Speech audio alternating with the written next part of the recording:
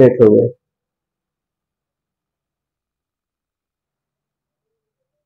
ये थोड़ा साफ कर दिया करो ना, ये इसमें धब्बा धब्बा लगा है इसलिए क्लियर नहीं हो पाता है वो थोड़ा सा। हाँ वो साफ कर दिया करो, एक पानी से लेकर हल्का सा मार दिया करो, जो भी पहले पहुंच जाए तो मार देगा ना, साफ हो जाएगा वो। ठीक है, तो आर्टिकल 153 क्या है? आर्टिकल 153 के अकॉर्डिंग हर एक स्टेट का एक क्या होगा? राज्यपाल होगा। ये समझ में आया है आपको ना?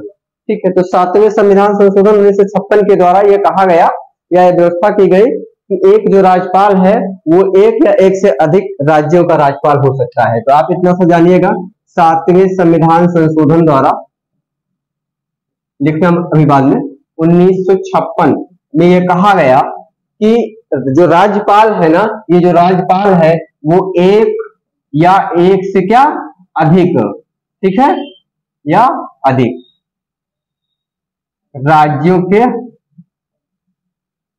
का राज्यपाल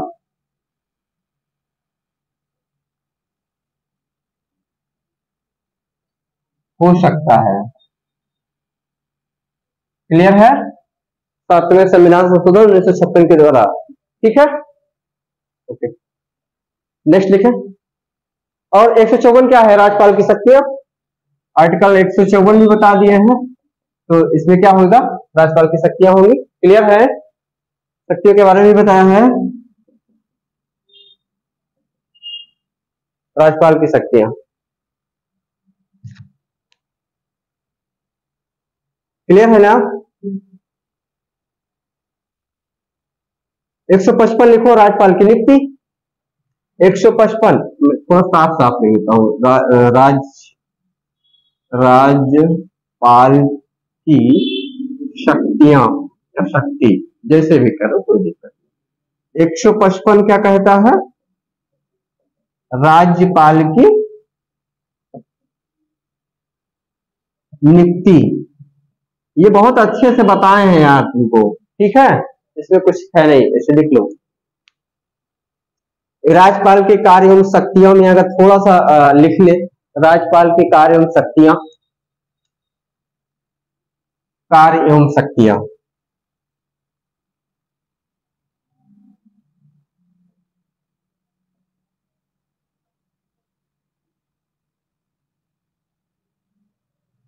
नंबर 1 करके लिखेंगे, विधायी शक्ति।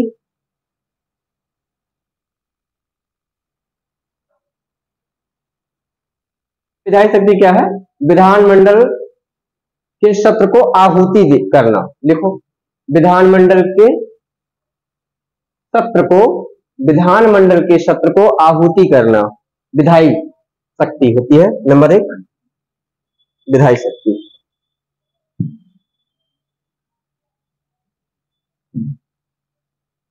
नंबर 1 विधायी शक्ति, विधानमंडल के सत्र को क्या करना? आहूति करना। ठीक है, तो नंबर 1 हो गया। नंबर 2 लिखे, विधानमंडल की सत्र की शुरुआत राज्यपाल के अभिभाषण से शुरू होगा। विधानमंडल के सत्र की शुरुआत राज्यपाल के अभिभाषण से होगा, शुरू होगा। दूसरी शक्ति है या कार्य है? लोकसभा में क्या होता है? राष्ट्रपति के अभिभाषण से होता है। ओके, तो विधानमंडल में क्या होगा? हाँ, राज्यपाल के अभिभाषण, शुरुआत राज्यपाल के भाषण से होता है। नंबर 3 लिखे, विधानसभा को भंग करना। राज्यपाल चाहे तो पूरी विधानसभा को क्या कर सकता है? भंग कर सकता है। तो विधानसभा को भंग करना इसकी शक्ति है भाई। नंबर 3, नंबर 4 लिखे, अध्यादेश जारी करना। आर्टिकल 213 लिख ले, आर्टिकल 213 कौन करेगा? राज्यपाल। अध्यादेश जारी करना, अध्यादेश समझ में आया है ना? तो लिखे, विधानमंडल के सदस्यों को मनोनीत करना। विधानमंडल के सदस्यों को मनोनीत करना, विधानमंडल के सदस्यों को मनोनीत करना। जो विधानमंडल के सदस्य होंगे उनको क्या करेगा? मनोनीत करेगा।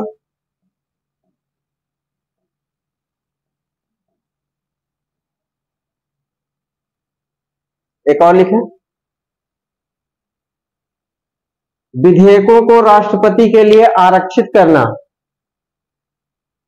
आर्टिकल 201, विधेयकों को राष्ट्रपति के लिए आरक्षित करना। आर्टिकल 201,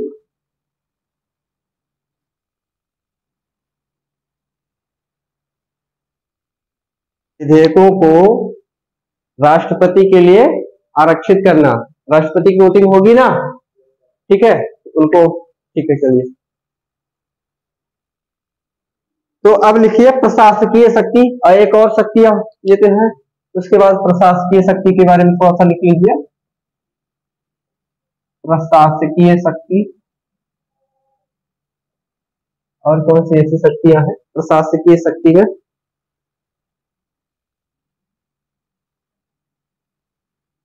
प्रशासकीय शक्ति नंबर 1 लिखें, राज्य स्तर के सभी कार्यपालिका के सदस्य, राज्य स्तर के सभी कार्यपालिका सदस्यों की नियुक्ति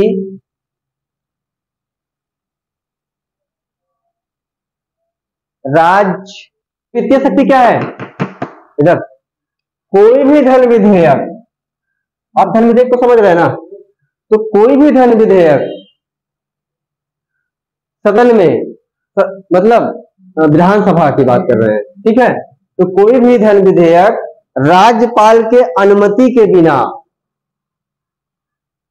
जब तक राज्यपाल अनुमति ना दे दे तब तक विधानसभा को प्रस्तुत नहीं किया जा सकता, यानी विधानसभा में उसको नहीं रखा जा सकता। ये वित्तीय शक्ति है। तो लिखो, कोई भी धन विधेयक राज्यपाल के अनुमति के बिना, कोई भी धन विधेयक राज्यपाल के अनुमति के बिना विधानसभा में प्रस्तुत नहीं किया जा सकता, विधानसभा में प्रस्तुत नहीं किया जा सकता। न्यायिक शक्ति,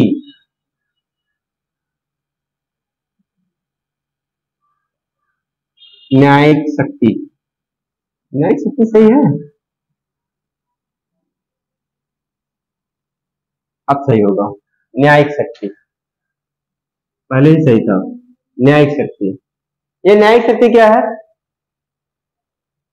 न्यायिक शक्ति क्या है?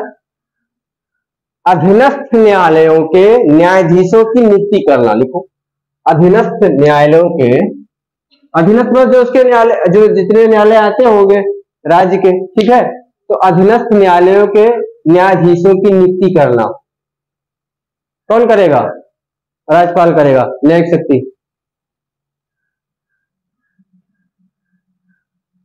कौन? लिखो,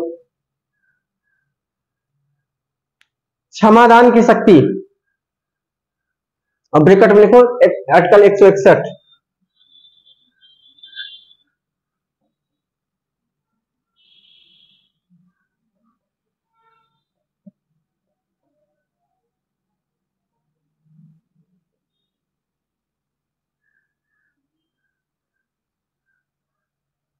क्षमादान की शक्ति।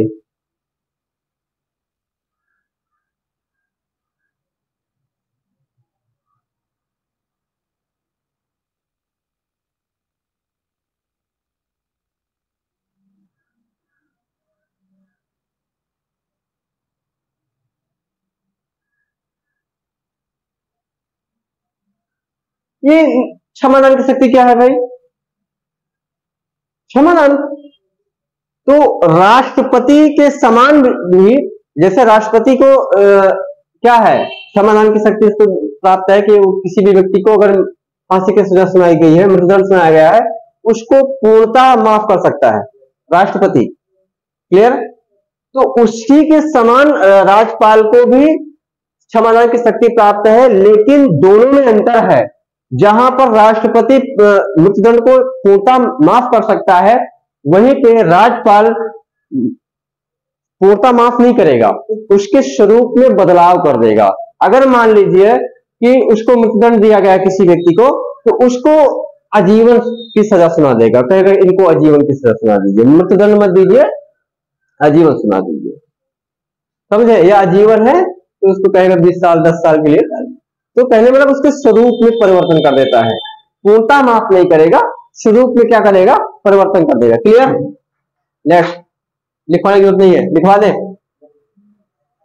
नहीं है ना, लिखो। नेक्स्ट लिखेंगे विवेकीय शक्ति, विवेकीय शक्ति, विवेकीय शक्ति।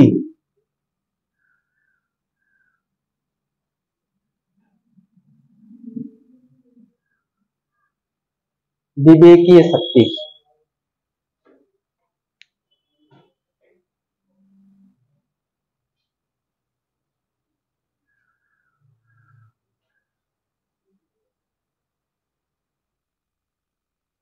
ये सुनिए, विवेकीय शक्ति क्या है? राज्यपाल को भारतीय संविधान में एक विवेकीय शक्ति प्रदान की गई है। कहने का मतलब है जैसे राष्ट्रपति को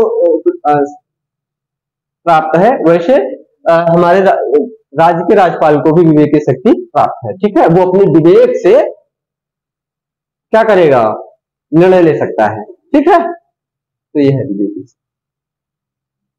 तो नेक्स्ट आप हेडिंग डालेंगे राज्य विधानमंडल, राज्य विधानमंडल आर्टिकल 168।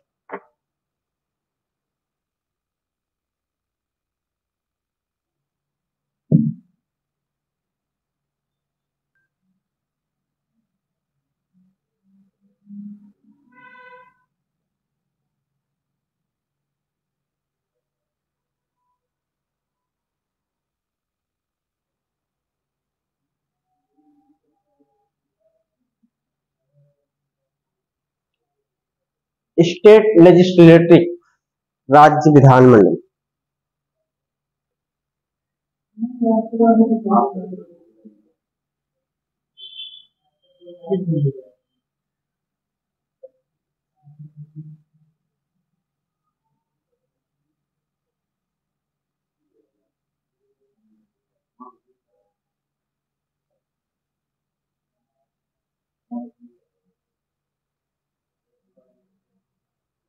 राज्य विधानमंडल,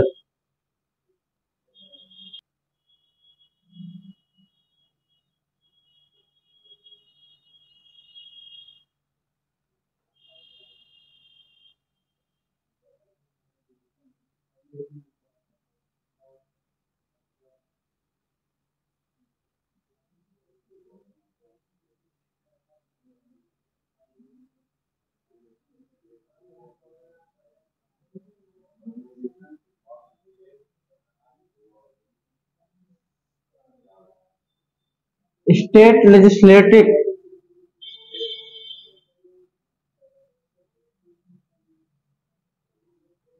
ठीक है, थोड़ा सा समझेंगे। देखो विधानसभा अलग है, ठीक है ना, हाँ, उसको स्टेट असेंबली बोलते हैं, और ये राज्य विधानमंडल है, इसको समझना है थोड़ा सा। तो एक होता है स्टेट लेजिस्लेटिव काउंसिल, ठीक है, पहला स्टेट लेजिस्लेटिव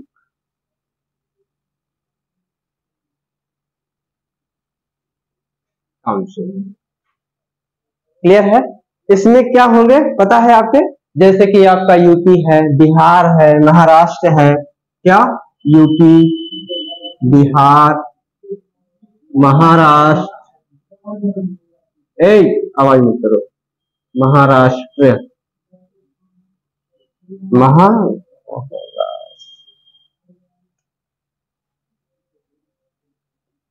महाराष्ट्र, ठीक है, और कर्नाटका, ठीक है, जम्मू एंड कश्मीर, आंध्र प्रदेश, तमिलनाडु, सारे स्टेट। कहने का मतलब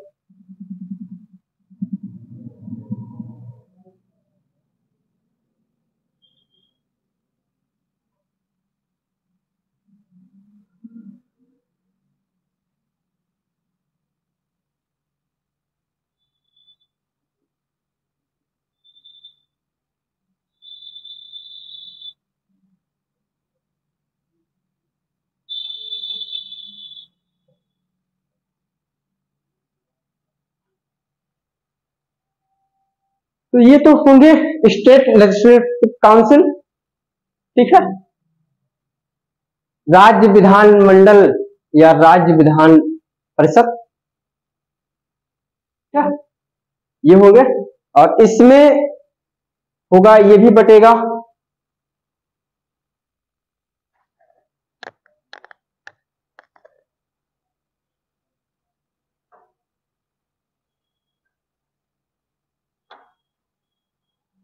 आर्टिकल एक, इसको ऐसे करें,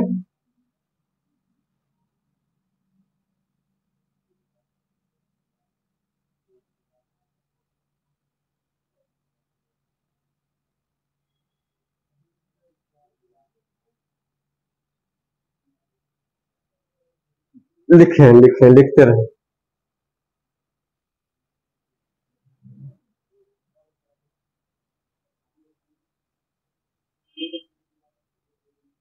इसमें लिखो formation for decline of state legislative council, formation for,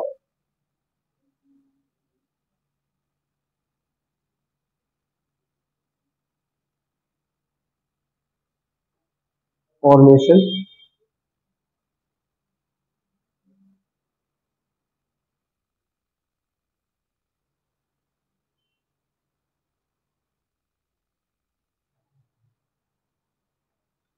formation and decline of state, formation and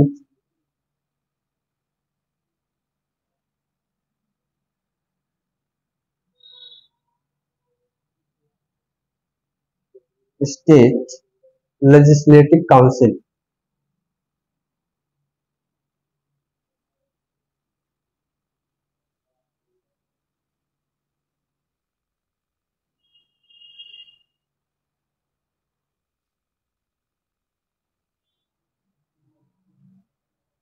ये क्या होगा, आर्टिकल 71 ऑर्गेनाइजेशन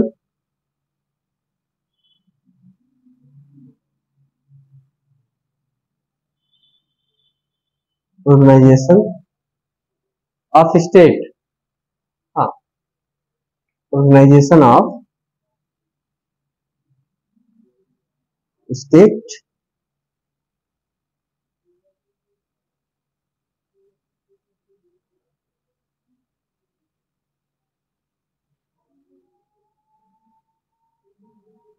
काउंसिल। बोलेंगे नहीं, लिखते रहेंगे, जल्दी से बनाते रहेंगे ताकि मुझे समझाने में दिक्कत ना हो। इसको भी हम लोग दो पार्ट में बांटते हैं, मैक्सिमम मेंबर और मिनिमम मेंबर।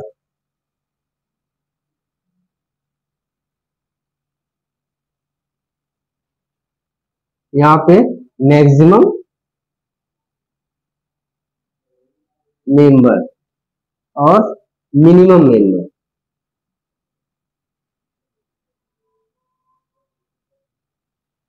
ठीक है। अधिकतम कितने होंगे और कम से कम कितने होंगे, ठीक है। तो इसमें जो होंगे वो होंगे 1/3, एक तिहाई member of legislative assembly,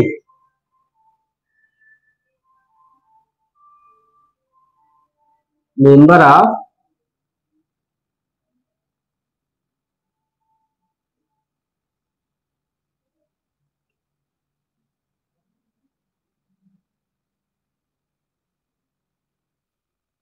assembly, एक तिहाई सदस्य होंगे इसमें मैक्सिमम में, ठीक है। और मिनिमम मेंबर इसमें कितने होंगे, 40 होंगे, 40 मेंबर लेजिस्लेटिव असेंबली, यानी कि इसमें 40 होंगे, 40 मेंबर, सीधा सीधा लिख लो 40 मेंबर। ये स्टेट लेजिस्लेटिव काउंसिल है,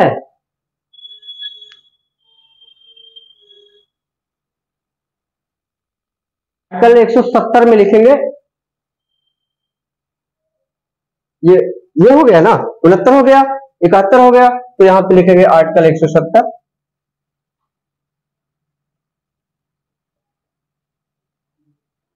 आर्टिकल 170। आर्टिकल 170 मतलब, ध्यान से सुनो, अभी समझा रहे हैं, एक मिनट। ओके, ये जो इधर देखो, इधर ये जो आर्टिकल 170 है, ये सारे के इसमें क्या होंगे, एमएलए होंगे। क्या होंगे, एमएलए, विधायकों, सारे विधायक होंगे। ये जो बात हो रही है आर्टिकल 171 वाले में, ये सारे एमएलसी होंगे। क्या होंगे, एमएलसी के नाम सुने हो, एमएलसी? नहीं, ये नहीं होते हैं। एमएलसी का चुनाव होता है, एमएलसी भी होते हैं भाई, बताएंगे, तो वो इसी में आते हैं 171। और कितने होंगे, ऑर्गेनाइजेशन में स्टेट लेजिस्लेटिव काउंसिल में एमएलसी होते हैं, तो मिनिमम अधिकतम 1/3 मेंबर होंगे। लेजिस्लेटिव असेंबली विधानसभा के एक जो है 1/3 सदस्य होंगे, और कम से कम कितने हो सकते हैं, 40 सदस्य हो सकते हैं एमएलसी। ठीक है, अब हम लोग बात करें आर्टिकल 170 एमएलए, विधायक।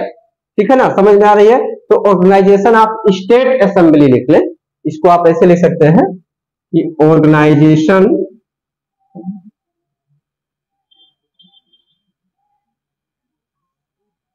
Of state assembly.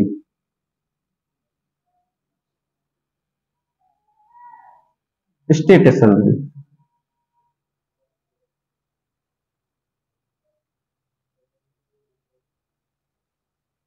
कैसे होगा, ध्यान से देखो।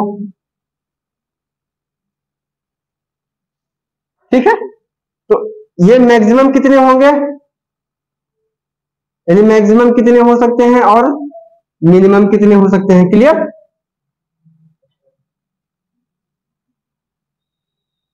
मैक्सिमम सदस्य मेंबर कितने हो सकते हैं,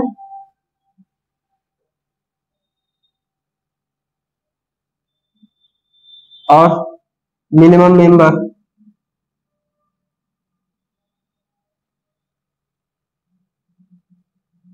ज्यादा से ज्यादा हर विधानसभाओं में कितने एमएलए हो सकते हैं, जैसे हमारे यहाँ यूपी में कितने हैं, 403। विधानसभा की सीटों की संख्या कितनी है, 403। तो मतलब यह है कि ज्यादा से ज्यादा जो हो सकते हैं वो 500 हो सकते हैं। कितने हो सकते हैं, इससे ज्यादा नहीं हो सकते हैं। और इधर कितने हो सकते हैं, कम से कम कितने हो सकते हैं, 60। दिल्ली में कितने सीट है, क्लियर? तो और ये लिखिएगा 2026 तक ऐसा है, इसके बाद कुछ और आगे होगा। हाँ, समझ में आया है? फिर से देखो, राज्य विधानमंडल क्या है, स्टेट लेजिस्लेटिव क्या है, आर्टिकल 168 यानी कि ऑर्गेनाइजेशन ऑफ स्टेट लेजिस्लेटिव। ठीक है, ये स्टेट लेजिस्लेटिव काउंसिल है, और इसमें यूपी, बिहार, महाराष्ट्र, जम्मू कश्मीर, कर्नाटक, आंध्र प्रदेश, तमिलनाडु, शिक्षा, जितने भी राज्य हैं वहां से कितने होंगे। आर्टिकल 169 ये कहता है कि formation decline of state legislative council, मतलब इतने सदस्य जो होंगे वो decline of state legislative council के सदस्य होंगे। और जो आर्टिकल 71 कहता है वो कहता है एमएलसीओ के बारे में, जो राज्य विधान परिषद के सदस्य होते हैं। ठीक है, तो वो कितने हो सकते हैं, तो राज्यों से कितने हो सकते हैं, तो मैक्सिमम मेंबर यानी कि 1/3 मेंबर ऑफ लेजिस्लेटिव असेंबली, 1/3 सदस्य जो होंगे वो विधानसभा के सदस्य हो सकते हैं, लेकिन एमएलसी बन सकते हैं, इतने सदस्य एमएलसी रहेंगे। कम से कम कितने रहेंगे, तो 40 रहेंगे। क्लियर है? आर्टिकल 170 ये कहता है एमएलए कितने हो सकते हैं, राज्य के विधानसभा में कितने एमएलए हो सकते हैं, तो मैक्सिमम 500 और मिनिमम 60 सदस्य, यानी हर विधानसभा में 500 से ऊपर सदस्य नहीं होंगे और 60 से नीचे नहीं रहेंगे। क्लियर है? मिटाए, फिर आगे चलते हैं। क्या इसको लिखाने की जरूरत है?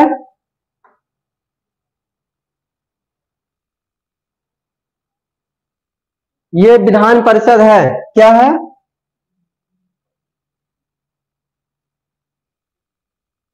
जैसे आपके यहाँ के एमएलसी कौन है पता है, शैलेंद्र प्रताप सिंह। क्लियर? हाँ, है ना? है, इनका चुनाव यही सब चुनते हैं, डीडीसी बीडीसी ये सब।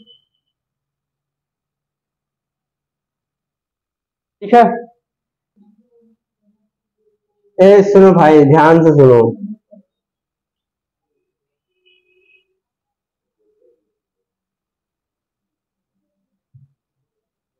ऐसे समझो थोड़ा सा, जैसे बिल लाया जाता है, बिल लाना हम बताए हैं ना, कोई भी बिल जब ऑर्डिनेंस आएगा है, बिल लाया, प्रस्ताव लाया जाता है तो कैसे लाया जाता है, लोकसभा में कैसे लाते थे आप, सेम वहां भी लाएंगे। जैसे मान लीजिए आपने कोई जनरल बिल लाया, ठीक है, मान लेते हैं हमने कोई जनरल जनरल बिल,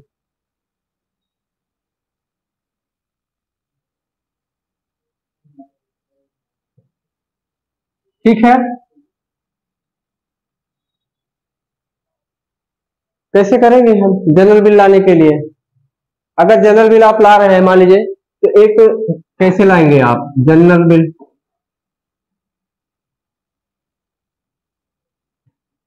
समझ लीजिएगा, एक मनी बिल लाना है, धन विधेयक लाना है।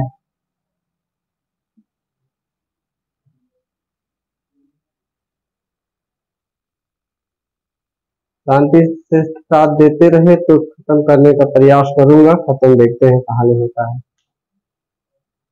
है।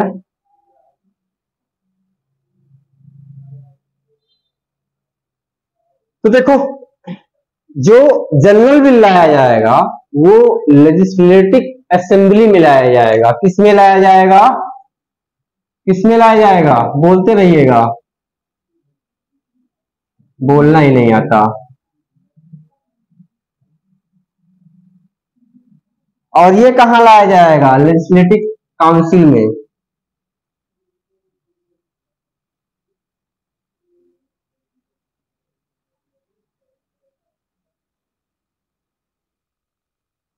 ये विधान परिषद में लाया जाएगा और विधानसभा में लाया जाएगा। क्लियर है साहब, कोई भी बिल लाया जाए तो होता क्या है,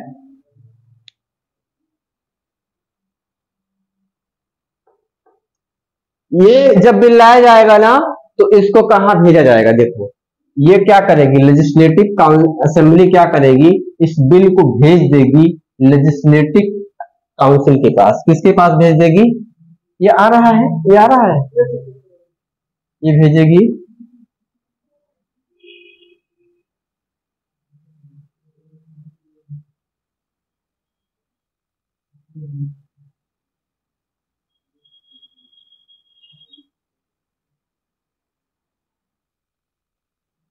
काउंसिल के पास।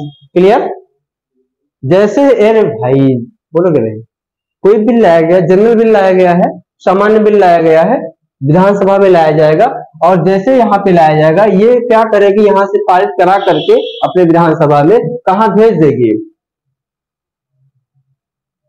लेजिस्लेटिव काउंसिल में, विधान परिषद में भेज देगी। जैसे लोकसभा में जब बिल लाते थे, जब वहां से पारित हो जाता था तो कहां भेज देते थे, राज्यसभा में, ठीक है ना, और राज्यसभा में से पारित हो जाता था तब वो राष्ट्रपति के पास चला जाता था, हस्ताक्षर हो जाता था। क्लियर है, यहाँ पे क्या होगा, यहाँ पे भी वही सेम प्रक्रिया है, यहाँ पे लाया जाएगा, फिर ये कहाँ भेज देगा, यहाँ भेज देगा।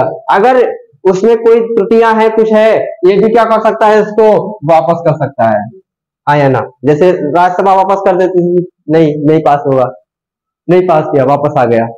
क्लियर है, ये हो सकता है। तो फर्स्ट स्टेप क्या है, एक तो है कि पहला स्टेप ये है, जब लाया जाएगा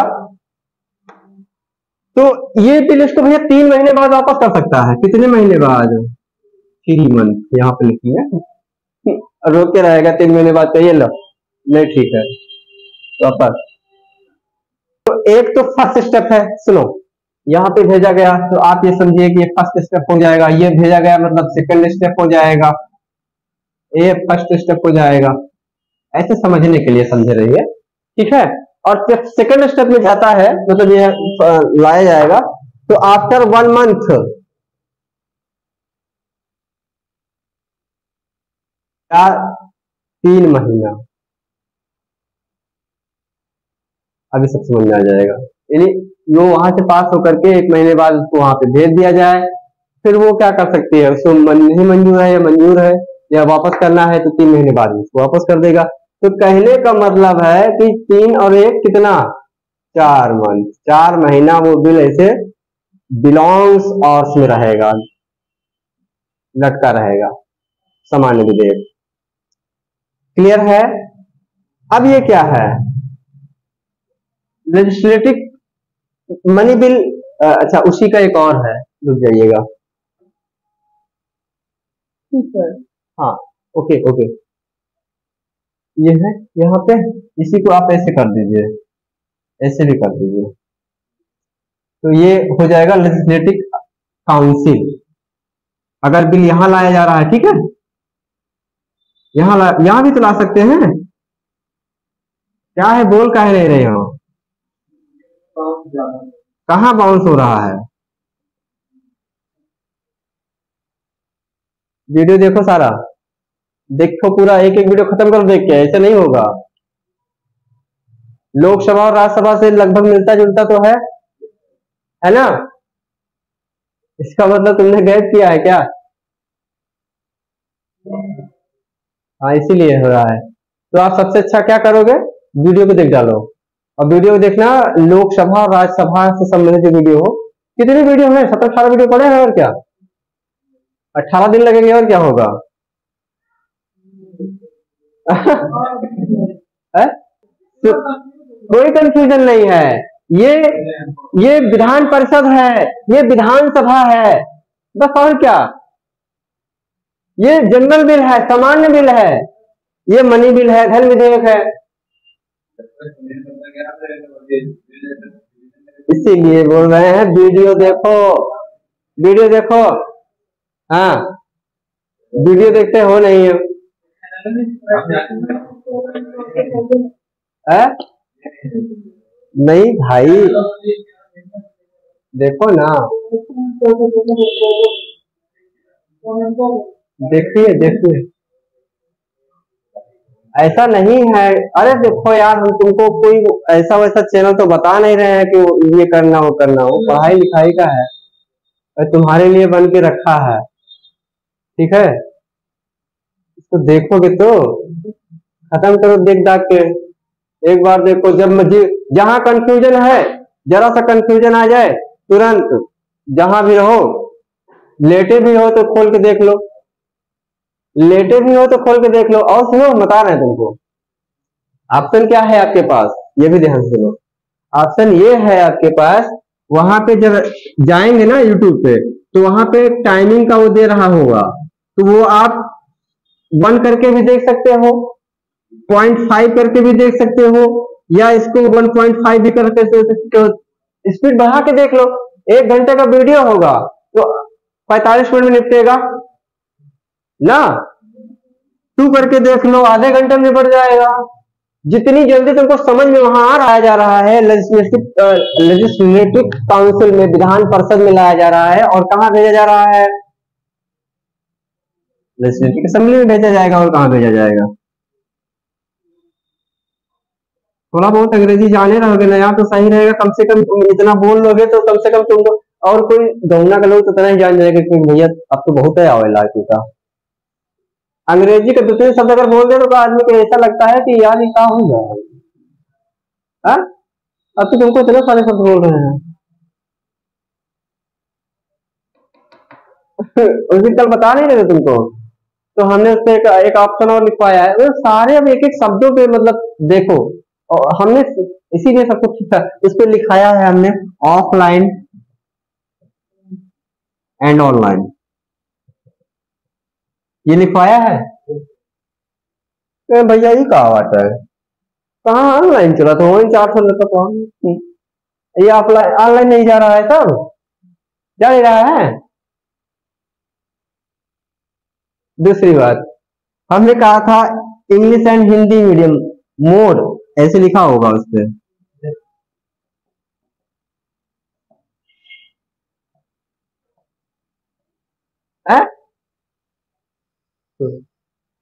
पहले हिंदी पढ़ा लिए, इंग्लिश पढ़ाइए बाद में।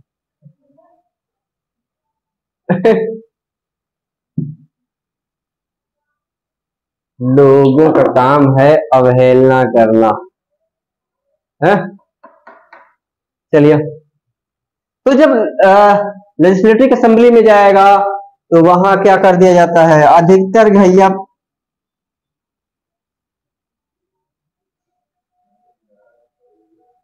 ठीक है।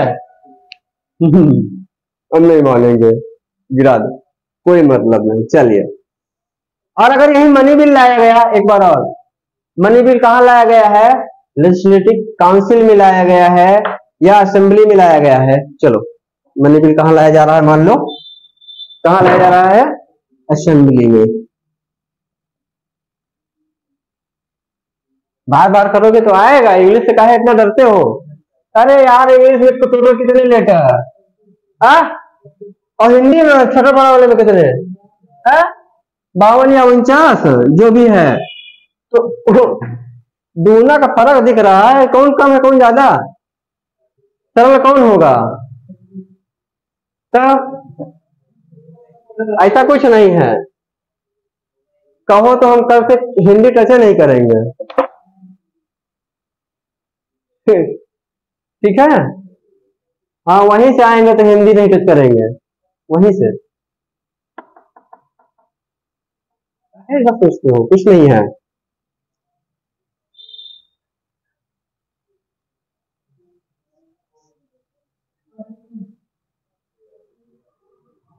तो क्या करेगा, अगर यहाँ पे लाया गया है मनी बिल, तो ये जो है काउंसिल क्या करेगा,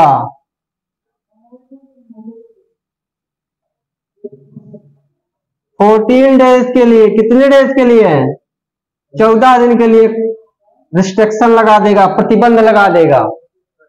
ठीक है, रिस्ट्रिक्शन।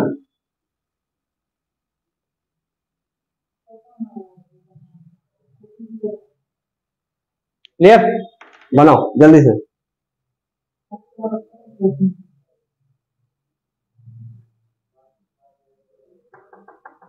और ये राज्य विधानमंडल के प्रत्यक्ष में हो रहा है, इसलिए इसको याद रखेंगे, लिखेंगे आर्टिकल 199,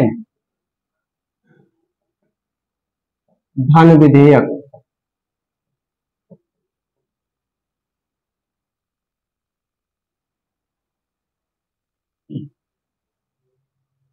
202 वित्त विधेयक।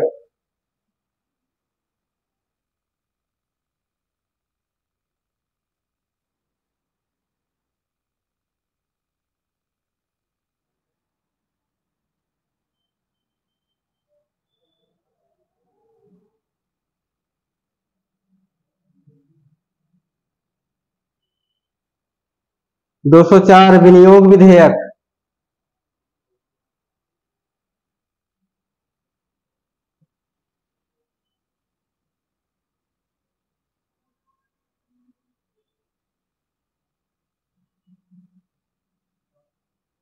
दो सौ पांच अनुपूरक विधेयक।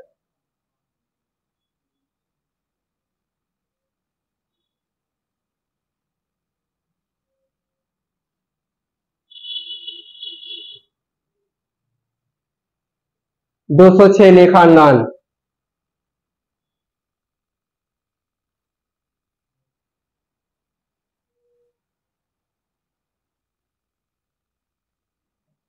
सब कल अभी बात किए थे हम, लोकसभा के परिप्रेक्ष्य में हुआ था, ये विधानसभा के परिप्रेक्ष्य में है। लिखो आर्टिकल 214, उच्च न्यायालय।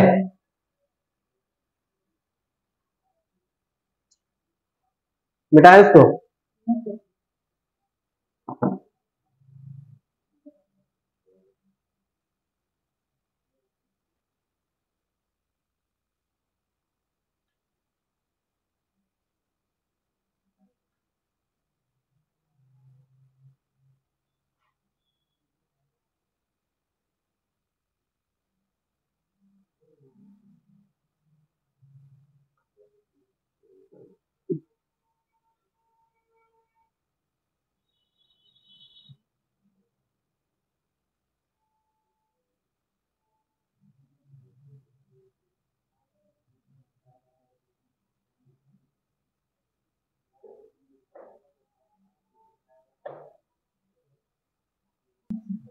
समझा दें इसको कि लिखवा दें?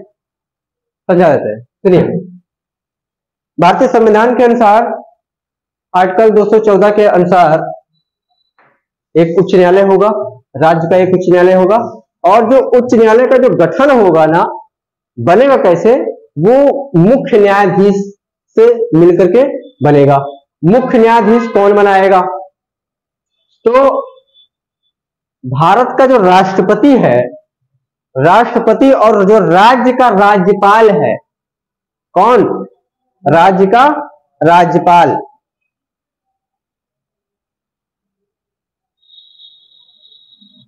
ये मुख्य न्यायाधीश की नियुक्ति करेंगे कि सिफारिश पे, उनसे पूछेगा राज्यपाल से कि परामर्श से, तो राष्ट्रपति क्या करेगा? मुख्य न्यायाधीश की नियुक्ति कर देगा। हाई कोर्ट के मुख्य न्यायाधीश की क्या करेगा? नियुक्ति कर देगा राष्ट्रपति।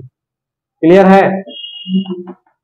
जो राज्य का राज्यपाल होगा, उस राज्यपाल से क्या करेगा?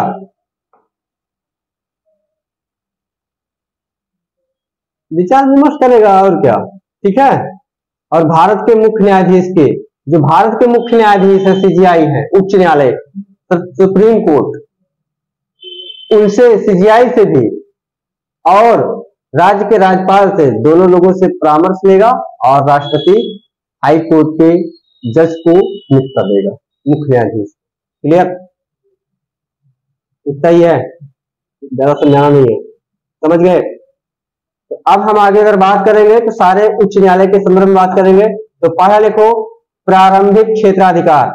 पहला प्रारंभिक क्षेत्राधिकार लिखवाए थे ना कल?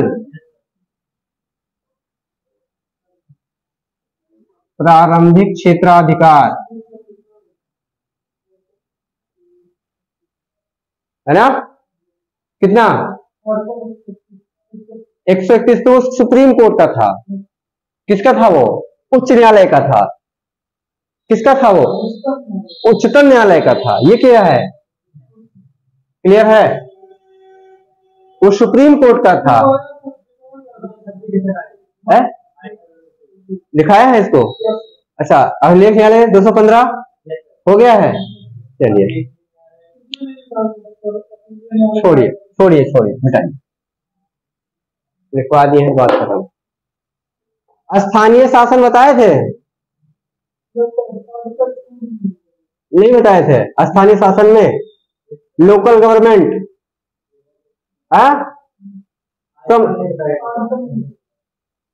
आर्टिकल नहीं बताए थे। अच्छा सुनो, वैसे स्थानीय शासन में सुनिए, एक क्या होता है? रूरल लोकल गवर्नमेंट होता है, मतलब स्थानीय, जिसमें क्या होगा? ग्राम सभा होगा, ब्लॉक मंडल होगा, पंचायत मंडल। नहीं समझिए आप? ब्लॉक जानते हो? विकास खंड जिसे कहते हैं। ठीक है? और पंचायत है, ब्लॉक मंडल या पंचायत उसी को कहते हैं। तीसरा होता है डिस्ट्रिक्ट पंचायत, जिला पंचायत। तो ये लोकल, रूरल लोकल क्या है? गवर्नमेंट, शासन है। अर्बन गवर्नमेंट क्या होता है? जैसे कि नगर निगम। अर्बन कैसे? क्या? नगर निगम, नगर पालिका, काउंसिल है। और क्या होता है? और टॉइन एरिया, जैसे कि एक और है बाई कम्युनिटी।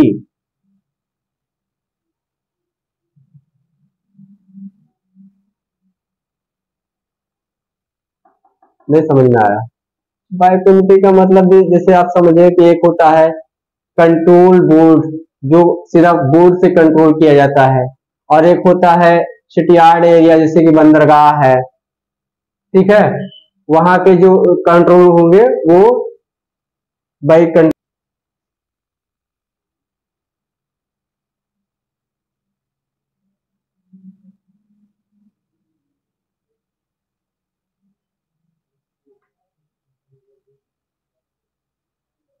अच्छा सुनो, ये हम समझाएंगे। देखो, रिजर्वेशन का मतलब समझ रहे हैं ना?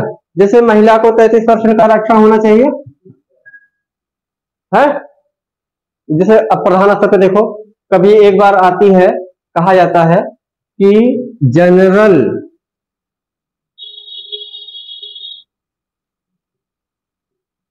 जनरल महिला सीट है। तो कहने का मतलब है सामान्य से कोई महिला कैंडिडेट खड़ी होगी। क्लियर है? और अगर सामान्य से है मतलब फिर किसी भी कैटेगरी से कोई भी महिला खड़ी हो सकती है, आया ना। लेकिन अगर फिर क्या करेगा, कैसे घूमता है, वोटिंग कैसे होती है, देखो ये समझाएंगे थोड़ा सा। एक बार अगर मान लीजिए कि महिला सीट है सामान्य वर्ग से,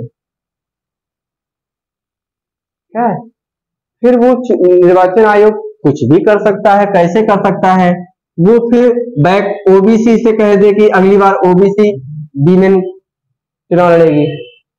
तो कहने का मतलब अब ओबीसी की जितनी महिलाएं होंगी वही कैंडिडेट लड़ सकती हैं, बाकी नहीं लड़ेंगी। हाँ ठीक है। फिर वो कह देगा कि एससी सीट से महिला